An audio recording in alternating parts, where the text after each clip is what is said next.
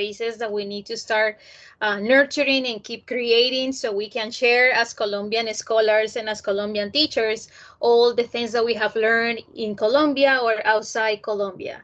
So as Prof. John says, my name is Vanessa Quintana Sarria. I'm from Cali. I graduated from La Universidad del Valle in Cali from the program of foreign languages. And currently, I'm a PhD candidate at UMass Boston. And basically, my interest is around multilingual education, multilingual teachers' experiences, and teaching multilingually English. So what I want to present to you today is part of those initial findings of my dissertation journey. So I want to start by, wait a moment. Okay, just one. Perfect. So today, what I'm going to do is that I'm going to show you my personal motivation. And what I'm going to do is that I'm going to continue presenting all the other important pieces of how you present a study or how you present your data when you are working or when it's a data in process. So I also invite any comments or any feedback that you have for me. I think that this is very important, and more than me telling you what is important, you can also give me your experience as well. So we are going to learn about the lead review that I did, the context of the study that I did, the research questions, my theoretical frameworks, and my methodological framework, and some of the preliminary findings, and then some closing thoughts. During the talk, I would like to do an exercise with you. I'm going to show you a video. I hope that the video works. And if it doesn't work, don't worry, I have the transcript. And then, hoping that we have time, I'm open to talk about study outside Colombia from my experience. And if you have any questions on that, I'm also open to solve any questions that you have. So let me change. So one of the first things that I would like to share to you is, why am I doing this? So first, I would like to say that this doctoral project is a personal endeavor and is connected to my professional and personal experience of being a Colombian English teacher outside Colombia, and in other words, being a transnational English teacher. And as a multilingual English teacher, I realized early in my career that I needed to sound, write, and act like a white monolingual native speaker to become a legitimate English teacher. And let's say that some institutions in the world, in our country, also follow that ideology regime. Like, if you are a good English teacher, you don't have any accents. You are perfect when you are writing. You are focused on how you sound, so you can act as a person from that culture, and you can become like a proxy of that culture. So as a person of color with an accent in English, I had faced many discriminatory situations, especially outside Colombia. And these led me to question my place in the world and constantly regret my decision to become an English teacher. So I decided that I wanted to not allow any ideology or other people to become the gatekeepers of my dreams. And I realized that I was a good teacher, that I was trained well in Colombia, and that I needed to learn more so I can become a voice for other people, or a voice for people that have the same experience that I have lived. So I decided to advance a PhD in applied linguistics, and because I needed answers and other perspectives to understand what happened to me and why I was facing those issues. So as a doctoral student, I realized that I wasn't the only one experiencing these issues, and that multilingualism is the norm from human capacity, and more importantly, that multilingual immigrant youth needs multilingual adults in the schools. And students in Colombia also need role models like us, so they can learn and they can go outside, or they can also realize, like, do their dreams or become what they want to be. So when you start a doctoral journey, one of the first things that you need to do is to understand the literature, to understand the coursework and how that coursework connects to your problem.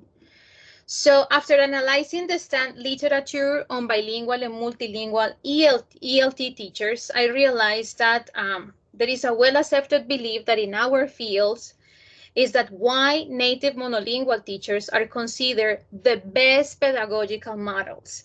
And because of this, or this belief, that is so ingrained in our daily practices, in our institutional practices, it has led other ELT teachers to constantly reassess their identities, which creates a lot of personal and teaching tensions and conflicts that are unnecessary when you are teaching.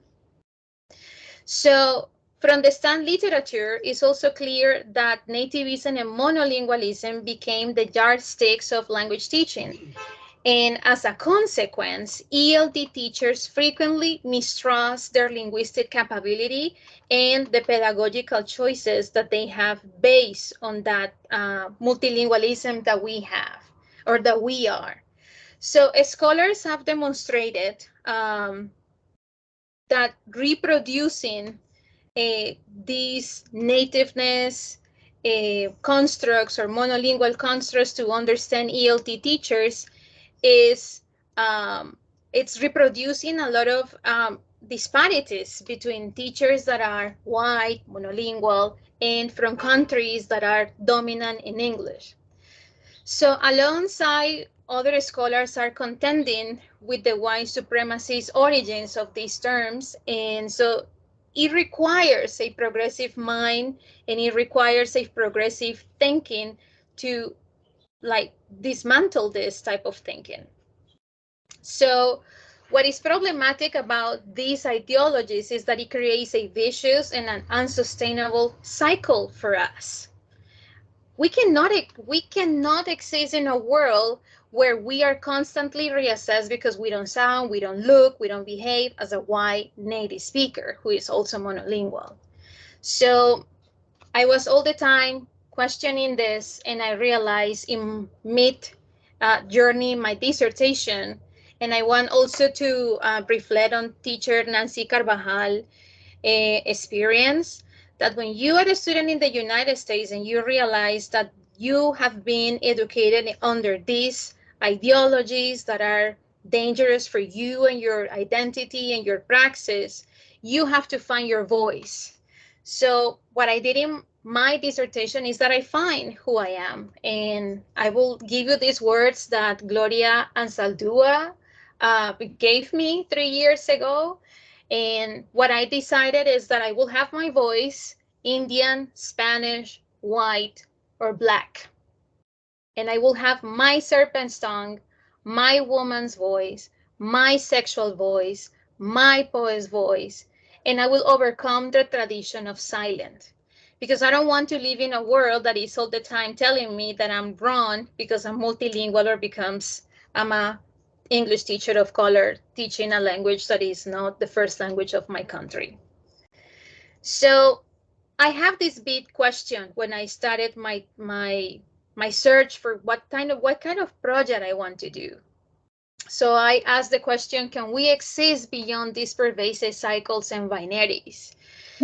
So what I realized is that yes, we can, because ELT teaching is an ideological endeavor that has presented to us as a fact of life.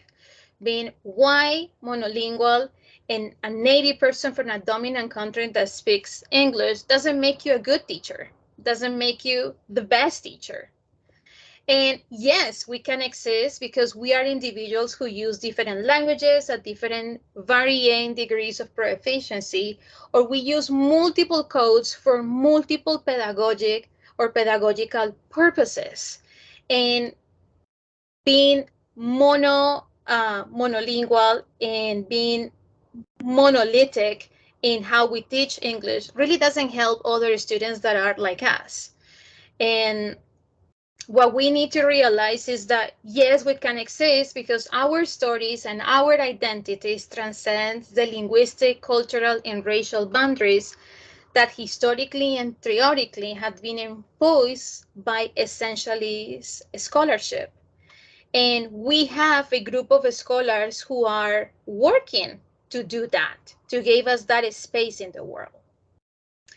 So when I understood this and I understood that support that I have in the research and other scholars who are doing the same, I decided to do my project in the United States.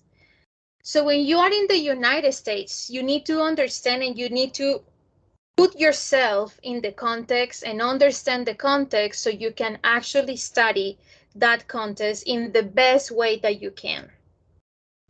So what I realized after understanding all this literature is that I found a very problematic situation in the United States. So we have in the United States 69 million Americans who speak other language than English. And we think that Americans are Americans because they only speak English, and the numbers say otherwise. 45 million Americans are foreign born, and they have told us that Americans are only white, that Americans are only people who were born here and without thinking about the native people. And in reality, the United States is a country of immigrants, historically built by immigrants. Inside that group, we have 5 million of emergent bilinguals, and emergent bilinguals are people or students or children who come from backgrounds that have another language different from English. And 77.1% of those emergent bilinguals speak Spanish. So Spanish is not a foreign language in this country. And if you look at how the United States operates as a state, as a nation state, they are notorious for reproducing this discourse that nativism and English-only policies and standardized teaching is what define their academic life or schooling system. They have reproduced the idea that monolingual and white teachers are the best option and have become the leading option to educate the growing number of Americans who are foreign born or Americans who are emergent bilinguals or emergent bilinguals that speak Spanish. And it had created the problem that the best teacher is a native teacher or a heritage teacher. And that is not necessarily true because I am a native speaker of Spanish, but that doesn't make me the best teacher in Spanish because I have to be trained for that. Yes, I have intuition because I have learned how to teach English, but that necessarily doesn't make me the best Spanish teacher.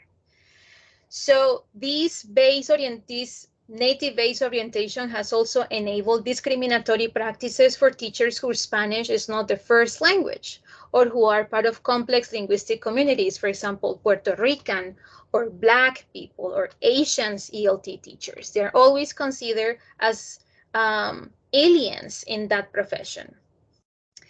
And in the United States, another problematic thing is that scholars have mainly focused on bilingual education or dual language programs, which has neglected the mainstream secondary systems or the most popular schooling system.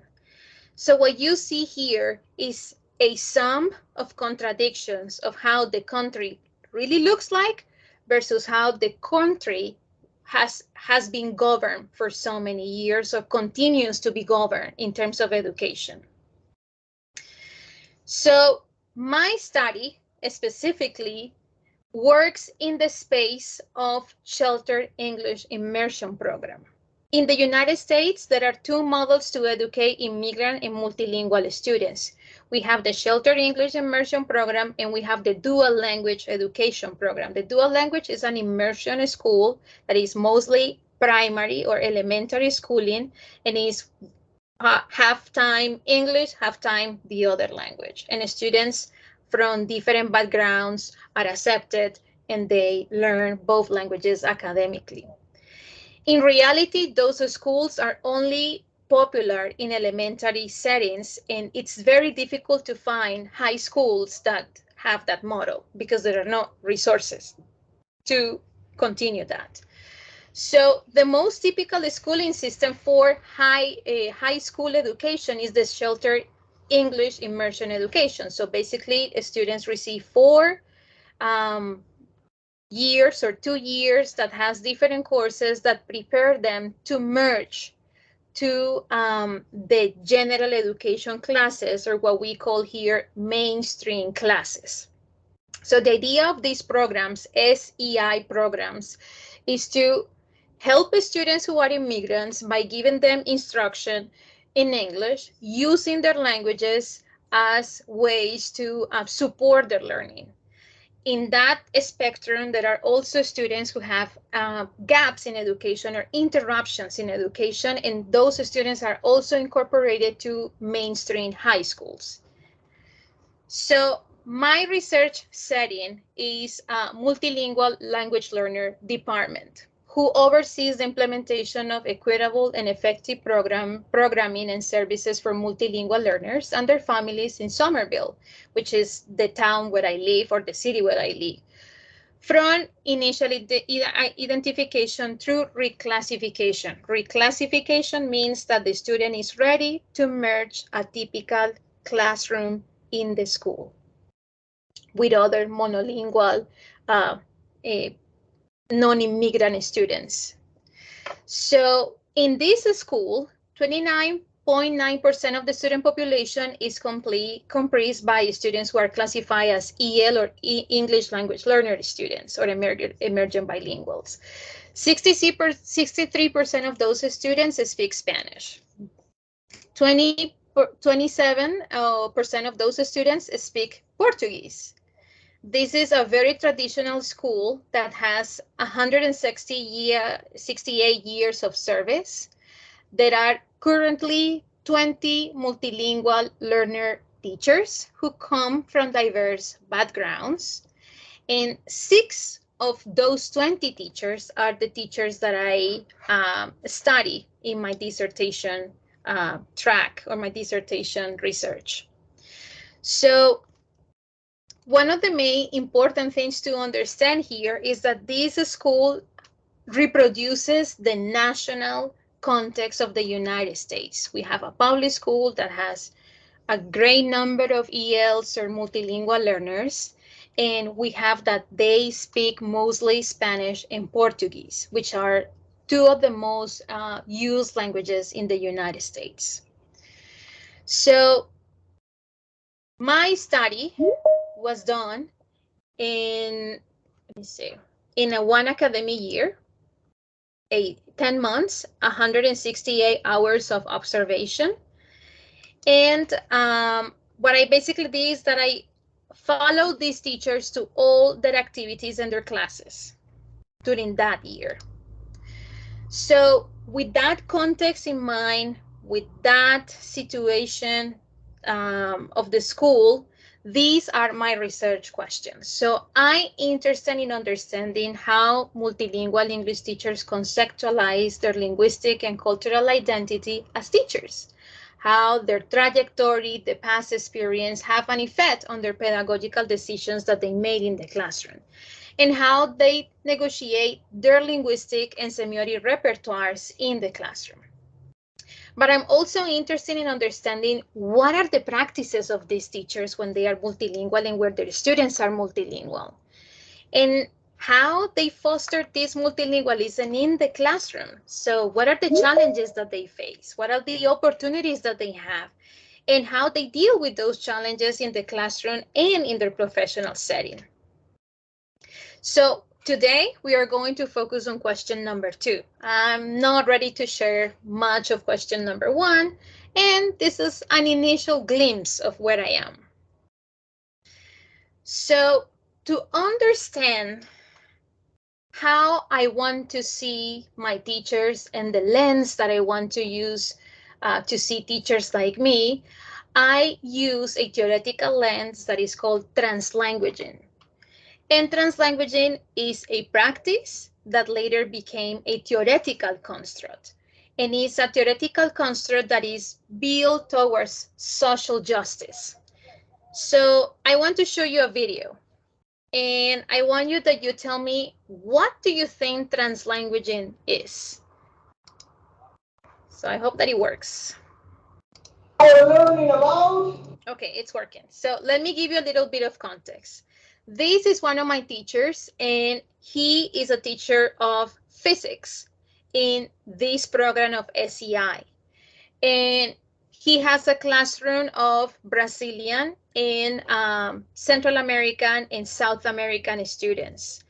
And he's about to explain something that is related with the class, and they are learning about energy, and they are learning about the definition of energy and how energy is transformed. Energy. I will give you an example right now. Look at this, guys. Someone was making jokes about this, right? Well, this is called a humidifier. What it does is I have a tank here, look at it, it's full of water. I put it here, and this machine convierte el agua en vapor de agua. This is not smoke, this is water vapor. When we do that, we humidify the environment, right? When it's cold outside, cuando hace frío, está muy seco el aire. Hay poca agua flotando en el aire. That's why I use it at home, because when you breathe dry air, it really affects your lungs and your bronchia, right? It's like you wake up in a dry house. No sé si se han dado cuenta, pero si despiertan en una casa seca, como que uno queda un poco afectado, ¿no? This is why we use this. This is medicinal too. But most importantly, when you have heat, when you have water in the air can transmit heat more easily. El aire puede transmitir el calor más fácilmente. Think about a beach in the Caribbean or Miami, where it's really humid, right? There's lots of water floating in the air. What happens? It's so humid that the heat goes to you and you feel like so hot. It's like you cannot escape. When the air is humid, it can move the heat more easily. That's the whole point. So if you have a house, si tienen una casa con más vapor en el agua, el calor se mueve más fácilmente. Y por eso que ustedes pueden disminuir la cuenta del I don't know how you heat your houses. How do you heat your houses? Electricity or gas, right? Some people have gas furnace in the basement that is burning water, and the water goes through the pipes, right? They call them radiators, right? Some people have furnace just blowing hot air, and that hot air is so dry. So I'm telling you, if you get one of these for your house, your electricity or gas bill will go down during the winter. It's just a tip. Okay, so this video is a video that shows in some levels how teachers use this construct of translanguaging. And I want to open the mic to all the people who are attending this talk today. And I want just to hear your reactions to what you saw. What did you notice? What did you see that this teacher is doing in terms of how he uses different linguistic resources? Uh, well, thank you, Vanessa. Well, maybe what I saw was that professor was trying to use the different linguistic that is systems, bearing in mind the different students that he had in class. Yes. So, but what I saw and that I want to highlight is that he didn't just use the language, but also the corporal movement. Yeah. So that was something that caught my attention. But he tried to use English and Spanish, just bearing in mind that in his class he had students from United States or from what you said from Central and South America. Mm-hmm. That's an excellent observation, because what we are seeing here is a display of different resources. So this is the transcript. What is on cursive is when he uses other languages different from English, and what is in bold, it's all the corporal language that he's using. So if we understand the multilingual mind and how the multilingual mind operates from a pervasive construct or simplistic construct as nativism, monolingualism, well, this teacher will be doing a terrible job. But if we understand how the teacher is mobilizing all these resources to understand how they're, because he connects with the audience. He knows that his audience speak other languages than English, and he leverage his body to do that. So what is translanguaging? Translanguaging is a theoretical frame that originated in the education of bilingual learners, especially minoritized, and racialized bilingual learners. This term comes from the Welsh, I don't know how to say that in Welsh, and I'm not going to try, but Ofelia Garcia and Lee Wei are the scholars who coined the term as a theoretical framework to understand multilingualism in education. Translanguaging is a practice that is the norm for multilingual communities or bilingual communities. That's how they operate. That's how we operate, period. And translanguaging as a pedagogical system or as a pedagogic is the deliberate alternation or shuttle of linguistic and semiotic resources to enhance language learnings in complex social ecosystems.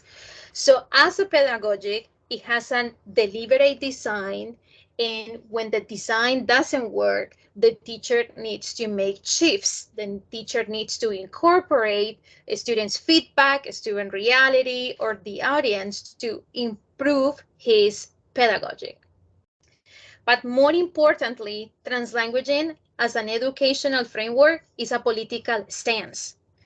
And is a political stance that supports the idea that teachers who translanguage or who engage in translanguaging are transforming through their pedagogic and actions the normalizing image of a world of standards. Standards of language for learning, for assessment, for people, which act to exclude and build social inequalities. So with that in mind, I realized that that was the best theoretical construct to understand how my multilingual teachers were working. And I decided to pair translanguaging with ethnography as a decolonizing methodology, because ethnography honors the lived experience of the communities of practice, and it articulates different sources of data to achieve a texturized description that goes in depth with how teachers work and how teachers operate, especially in a multilingual setting that has been fully neglected by scholarship in the past.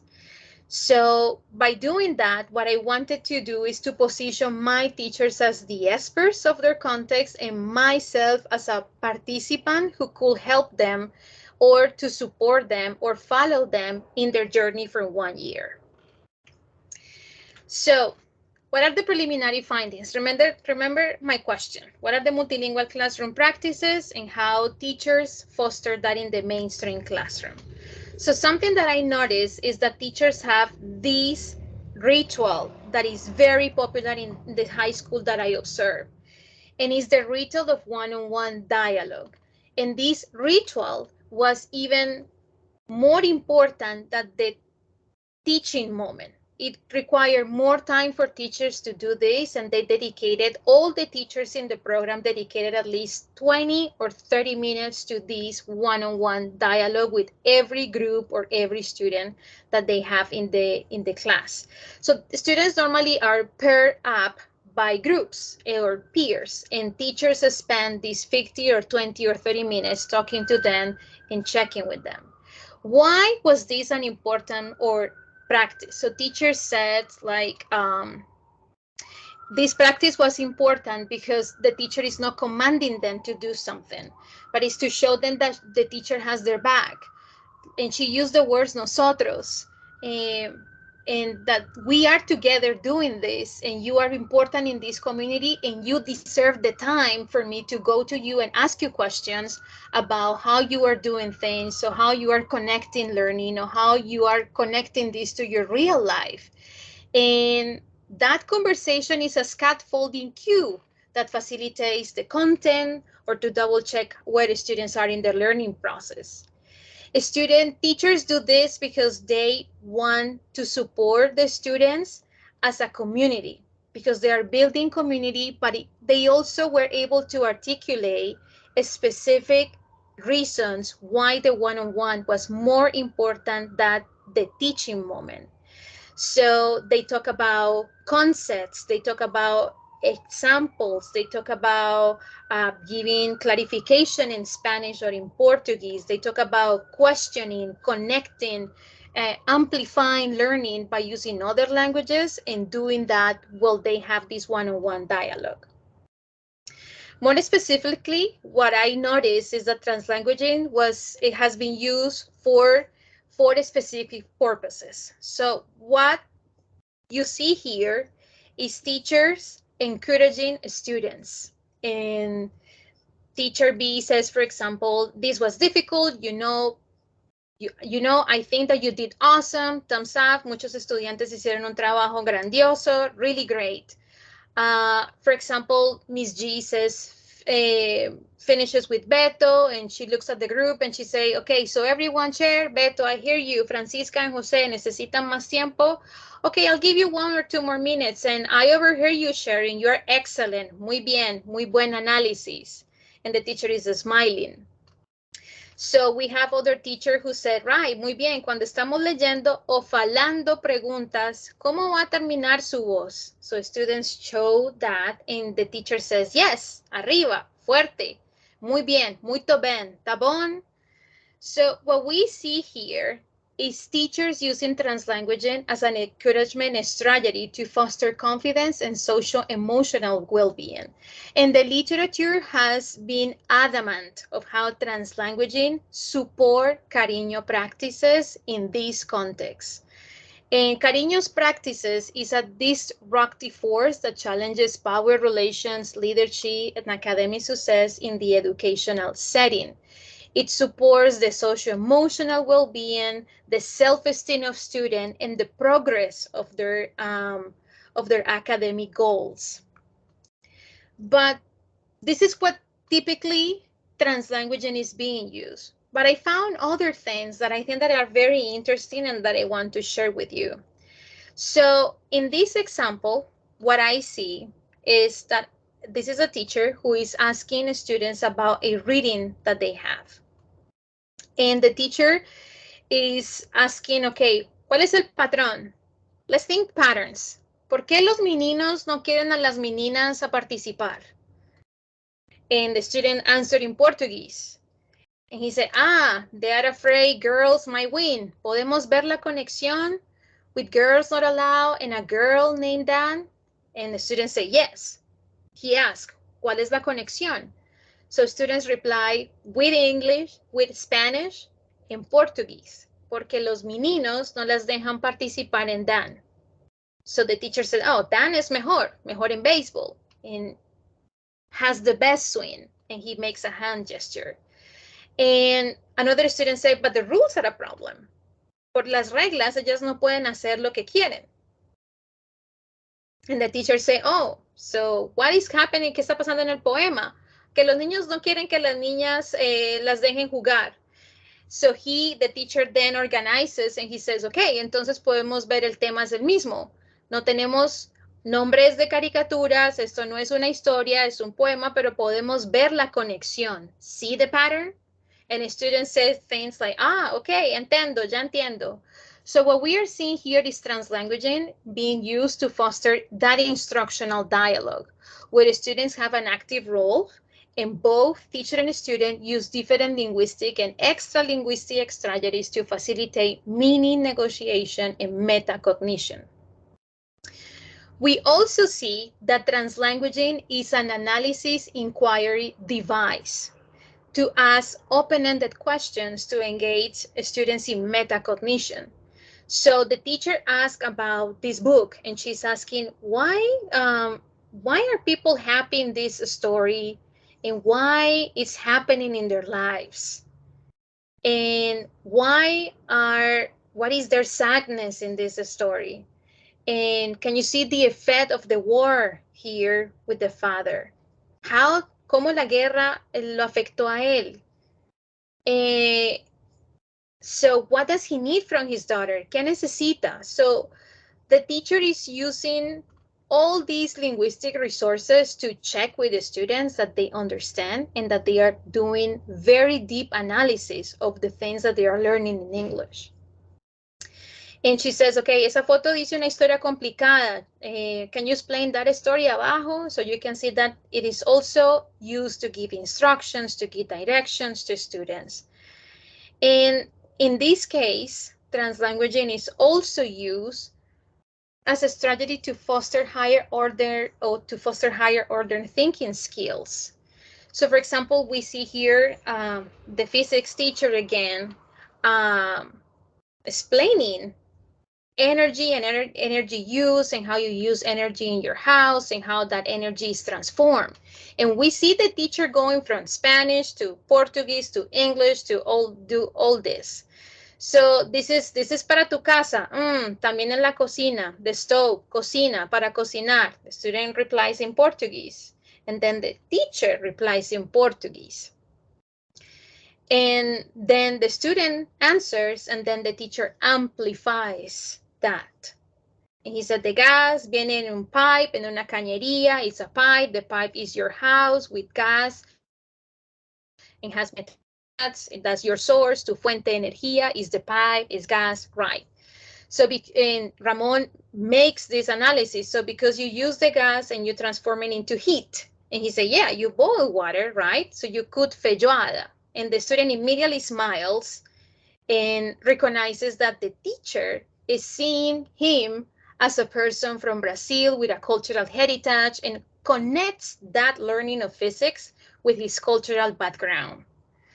So what we see here is that translanguaging operates as a purposeful content-focused discussion device that is cumulative.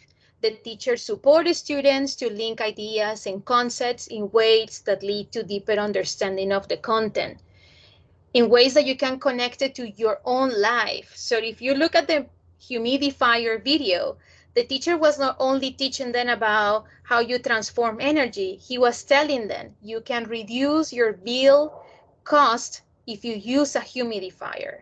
He knows that students who are immigrant in this country are in places where energy bills are really expensive, and he wants to help the students. So this teacher is seeing their students beyond that academic frame and is using languages and body language to support that learning.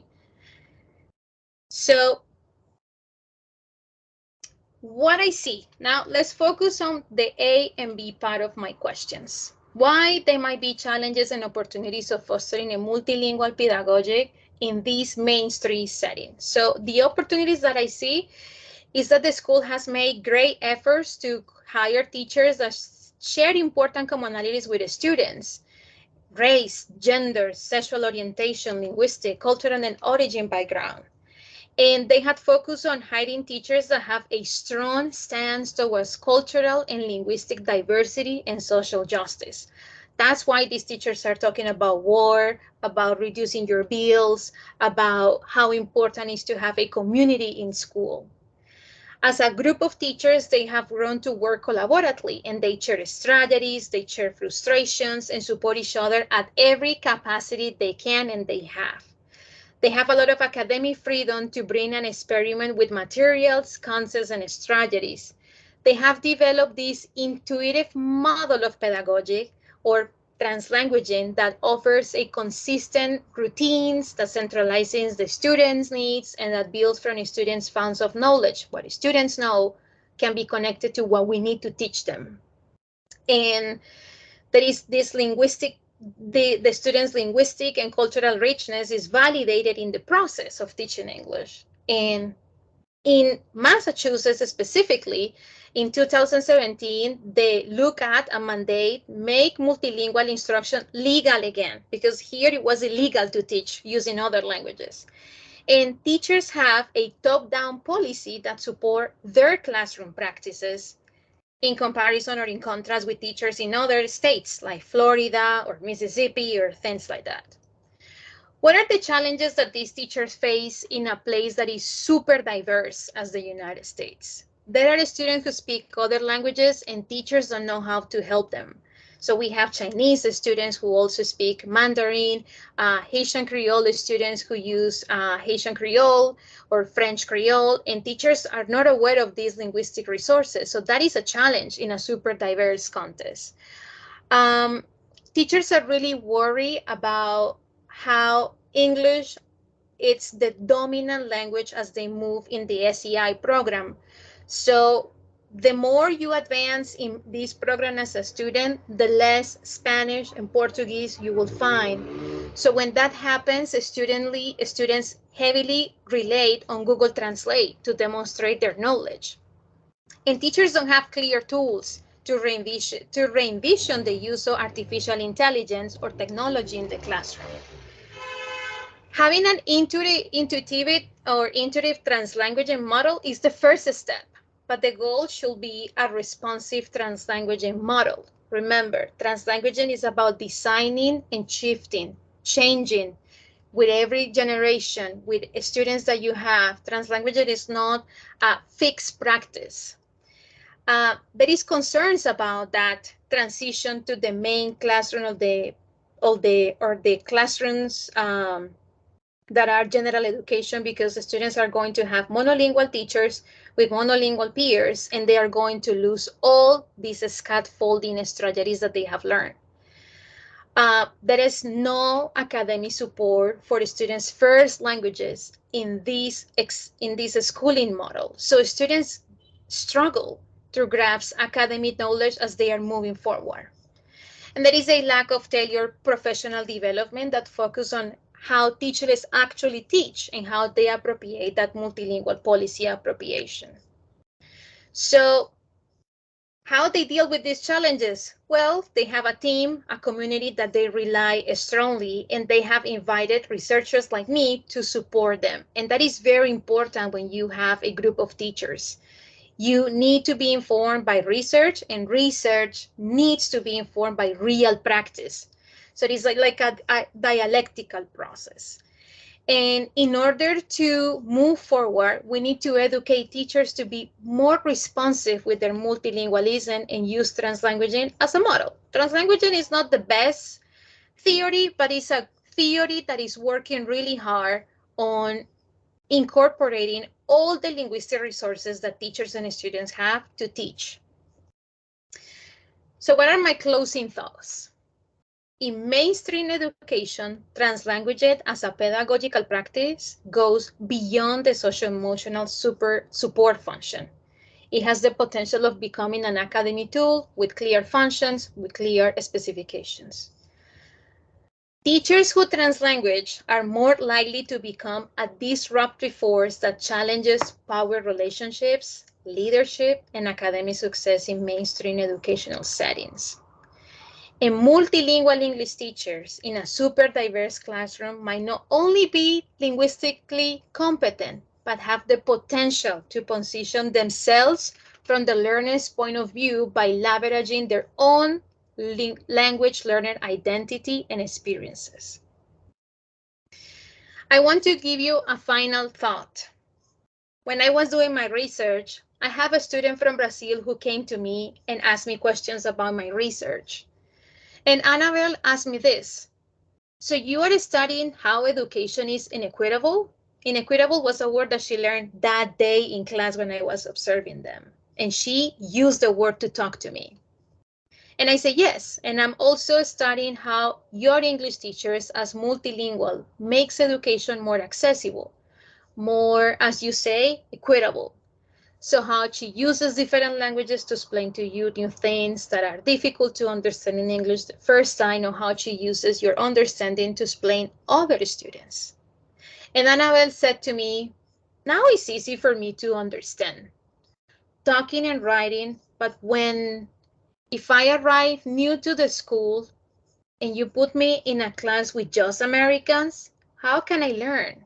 How I can do math if nobody can explain to me and if they only speak English? But in Portuguese, I can start learning.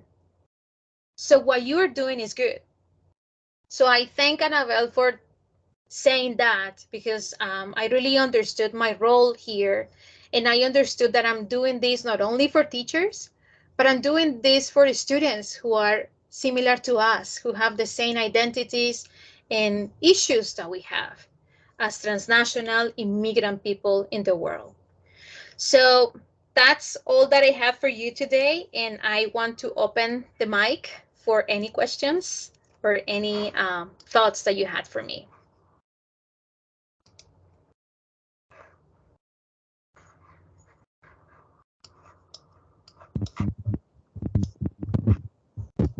So thank you so much. I found your research very interesting and contextualized as well. And maybe while you were speaking, we were reflecting about the practices we have here in Colombia, in which where students are learning English as a foreign language. Okay, so my question would be, which maybe advices or what advice would you give us in order to introduce this interesting topic or approach inside our classrooms? I think that my biggest advice is that we start rethinking our lessons and curricular design in ways that integrate the languages strategically. So if we are explaining something brand new to students, we start from scratch with English, we are not going to have a much reaction or learning from students. But if we start building from Spanish and then we transition to English, we are going to support students what they know, what they have incorporated in class, and what they can do with that new concept. So for example, I think that in terms of teaching English as a language, literature is a very powerful device. And it's very powerful because it's very easy to relate as a person. You can relate with a character. You can relate with the feelings of the character. You can relate with how the character is. And you can start, for example, understanding the character in your own terms and then adding more important context or more important content through English. So what is the connection between this character and this other character? And how these problems connect to our problems in Colombia? I think that it's a very organic practice that every school and teacher really discovers by themselves. And working collectively really helps. Thinking aloud. These teachers were very special because they think aloud together. And they talk together. Like, I don't think that this is going to work because I have these students, I don't have this, I don't have that, but I have this. So thinking aloud with other people really helps to improve your classroom, and incorporating the feedback of your students in a lesson is really important. We might not be able to incorporate the feedback in that lesson with that group of students, but we might be able to incorporate that feedback the year after that, or the next generation after that, or the next semester after that. So in that sense, translanguaging is very organic and very flexible for teachers. Thank you so much. You're welcome. Thank you. Okay, well, Vanessa, so I'm going to start just telling you that what Annabelle said to you is true. So what you are doing is good. So first of all, thank you very much for having accepted this invitation. And secondly, thanks for having shared with us these preliminary findings. I am going to just talk to you about a reflection about one of the topics you mentioned at the beginning of your talk, and it was about accent. And it is because actually when you were talking, I just was reflecting, and I just was feeling very happy because I think that what I am doing and what my colleagues are doing is very good. Yes. Why? Because what I am doing is trying to. I am so sorry. Okay.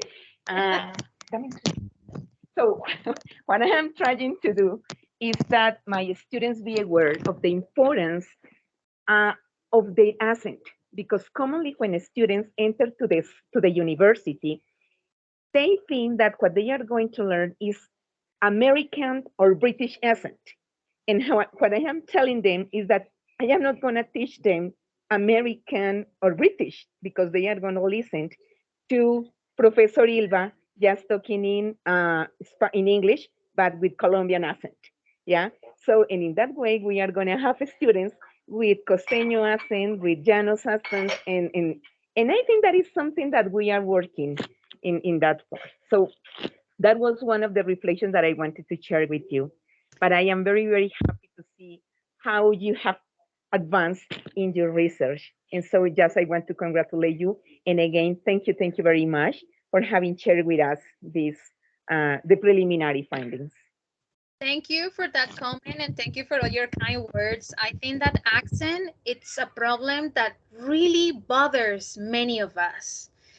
And it bothers us because these ideologies that we don't sound like these native speakers. And what I realized in my doctoral journey is that everyone has an accent. I mean, when you say British American, like what American are you talking about? What British person are you talking about?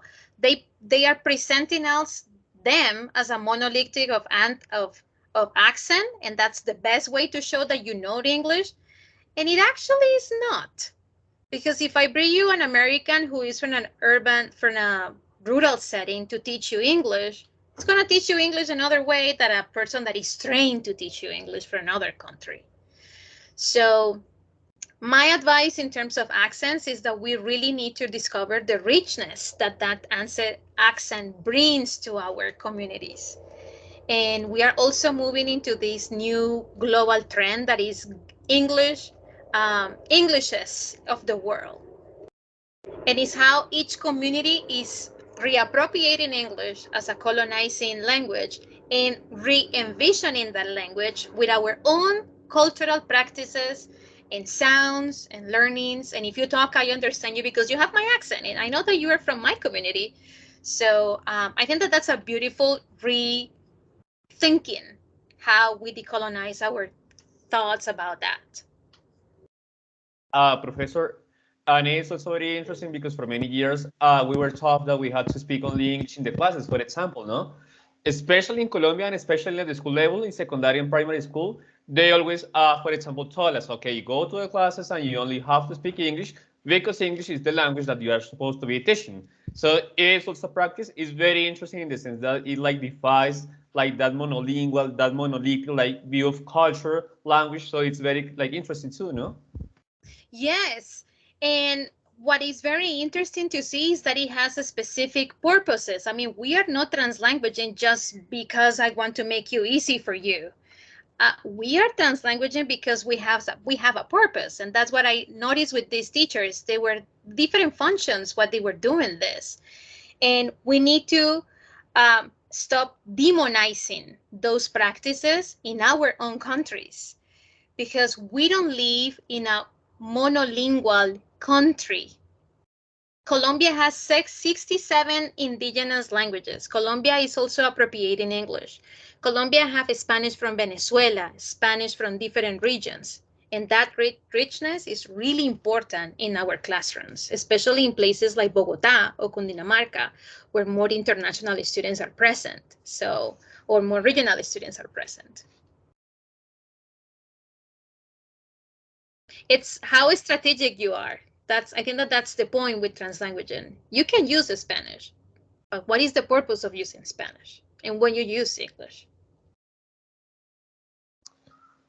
So if there is any other question, you can write in the chat, you can open the mic, and make the question to Professor Vanessa. Or you can ask me any questions about studying in the United States.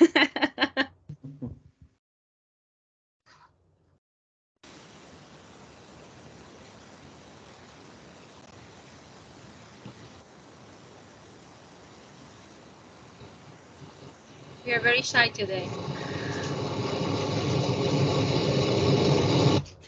Professor, I think we don't have like more comments, more questions. So I wanted to thank you again for this like Jason, important moment because there was like a noise. sorry, John, Jason is asking for the floor. Jason, go.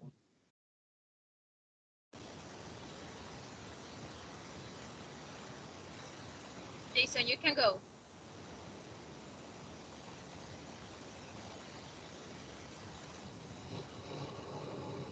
I hear like static noise.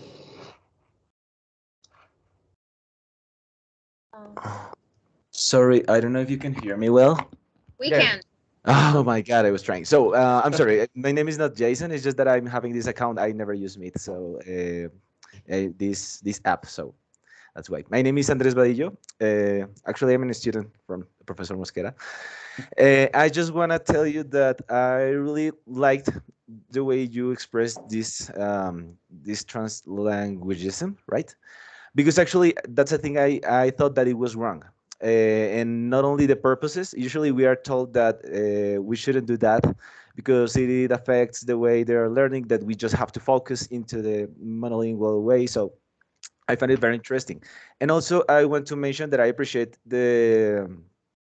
well, how you expressed at some point in your presentation that the teacher takes into account the context of the students at the moment of teaching them. For example, saying or giving those advices where he explains with the humidicizer, right? Humidified. Yes, yes. So it is a thing that I haven't thought about. So I really appreciate that. There's no question actually, but I just wanted to mention that. So it was very interesting. Thank you so much. Thank you, Andres. Yes, Andres? Yes, yes. I just have to change that. Sorry.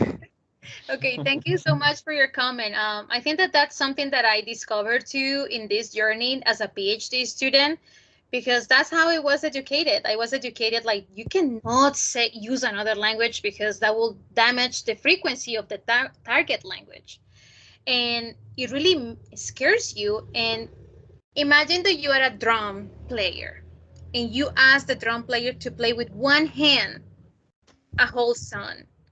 That's what you are doing when you are asking people to only think in one language and learn in what language. And Yes.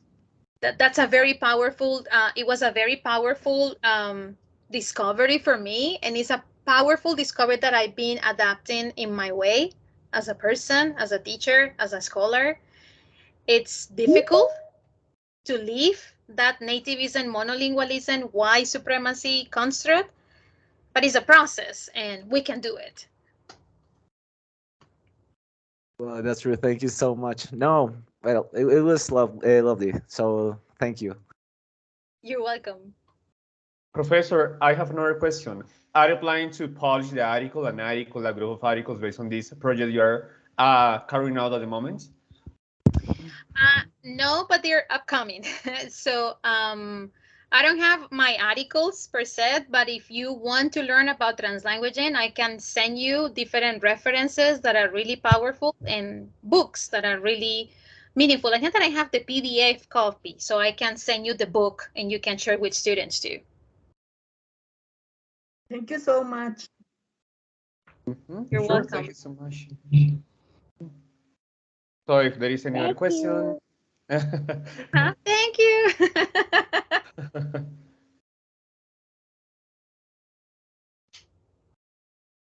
If there is any other question, comment, we still have time for one more, two more, before we close the space. I think that I'm going to send Professor John the slides, so you can have the slides with you, and my email if you ever want to contact me in the future. I already met with one student from the university actually. He asked me a lot of questions about studying in my university, so you can reach out to me whenever you feel like. So it would be nice for us to have you in here in the next event that we will have next year in Teachers Moot with the Great. final Yes, with the final results. I found this very interesting and really necessary. Sure, yeah, I would love to be there. I'll be in Colombia in January, and I think that I'll be back in summer too. Nice. So yes, I would love to go and visit you and meet you, all of you personally.